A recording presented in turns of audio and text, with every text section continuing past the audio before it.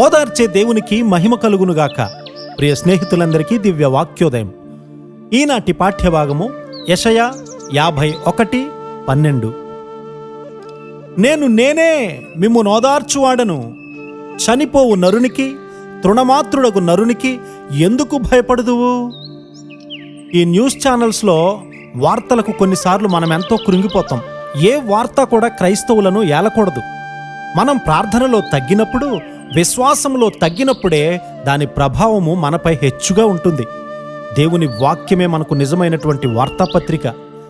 దాన్ని చూసి నూతనమైనటువంటి శక్తిని, నూతనమైనటువంటి ధైర్యాన్ని, నూతనమైనటువంటి నిరీక్షణను మనము పొందాలి. ప్రసంగి 3:14 దేవుడు చేయు పనులన్నీ శాశ్వతములని నేను తెలుసుకొంటిని. మన పనులైతే అసంపూర్ణములు కనుక దేవుడు మనలను, మన ద్వారాను కార్యములు చేసేలాగూ జాగ్రత్తగా ఉండాలి. దేవుడు మనలో కార్యము జరిగిస్తే ఎప్పటికీ చెక్కు చెదరని దాన్ని పొందుతాము. అతడు చనిపోగానే కూలిపోయే ఇంటిని ఎవరైనా కడతారా? ఎవ్వరూ కూడా అలా కట్టరు. తమ మనవాళ్ల వరకైనా నిలిచి ఉండేదాన్ని కట్టాలని అందరూ కూడా ఆశపడతారు కదా. దేవుడు ఏదైనా పని చేస్తే అది శాశ్వతమైంది. మన హృదయాలలో కానీ, ఇతరుల హృదయాలలో కానీ ఆయన చేసే పనికి శాశ్వతమైనటువంటి ప్రతిఫలం ఉంటుంది. జాన్ వెస్లీ గారు చనిపోకముందు బానిసలను విడిపించిన విలియం విల్బర్ ఫోర్స్ అనే అతనికి ఒక ఉత్తరం వ్రాశాడు. అతడు జాన్ వెస్లీ గారి యొక్క ఆత్మీయ కుమారుడు. జాన్ వెస్లీ గారు చనిపోయి శతాబ్దాలు గడిచిపోయినా కూడా వెస్లియన్ సంఘాలలో ఇంకా ఆయన జీవిత ప్రభావము, శక్తి ఉన్నాయి.